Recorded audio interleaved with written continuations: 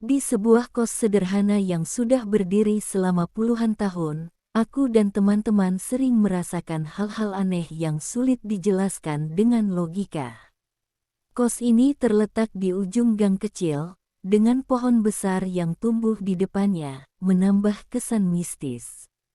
Saat kami pertama kali tinggal di sana, cerita-cerita tentang penghuni lama kos ini hanya kami anggap sebagai mitos yang beredar di kalangan penghuni sebelumnya.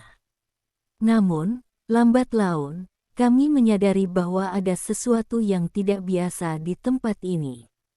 Malam itu, aku dan teman-teman sedang duduk di ruang tengah, berbincang santai setelah seharian sibuk dengan aktivitas. Tiba-tiba, TV yang sebelumnya mati mendadak menyala sendiri. Layarnya hanya menampilkan statis, seperti saluran kosong, tapi suaranya menggelegar, membuat kami semua terdiam sejenak. "Siapa yang nyalain TV?"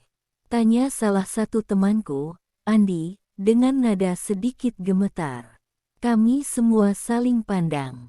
Tidak ada yang mengaku. Aku mencoba bersikap tenang dan mengambil remote untuk mematikan TV itu, tapi beberapa detik kemudian, TV itu menyala lagi.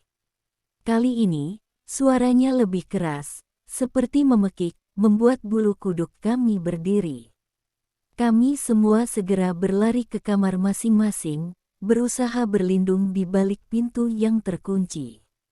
Namun, kejadian aneh tidak berhenti di situ. Tengah malam, aku mendengar suara gemericik air dari kamar mandi. Dengan hati-hati, aku keluar untuk memeriksanya. Betapa terkejutnya aku saat melihat keran air yang mengucur deras, padahal aku yakin keran itu tertutup rapat sebelumnya.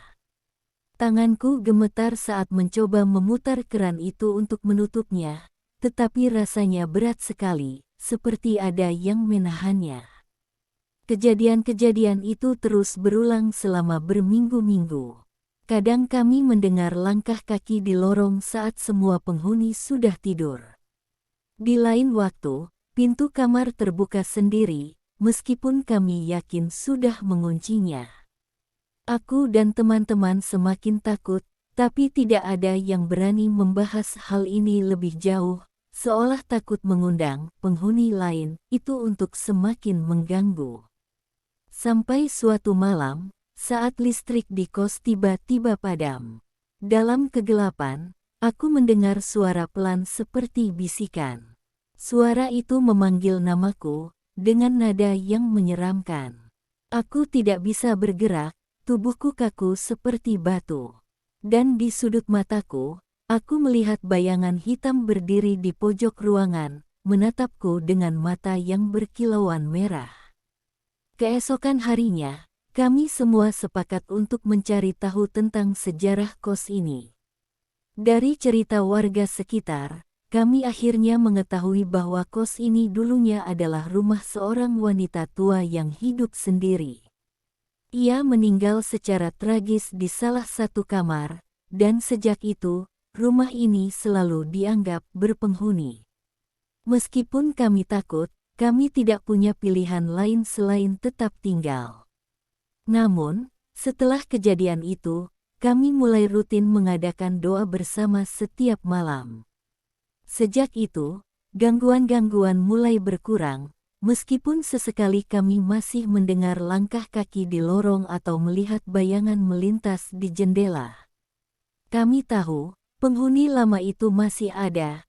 Hanya saja kini ia memilih untuk tidak terlalu mengusik kami. Kos ini bukan hanya tempat tinggal, tapi juga tempat di mana kami belajar untuk hidup berdampingan dengan sesuatu yang tak kasat mata. Apakah teman-teman pernah ngalamin? Komentar di bawah ya. Terima kasih.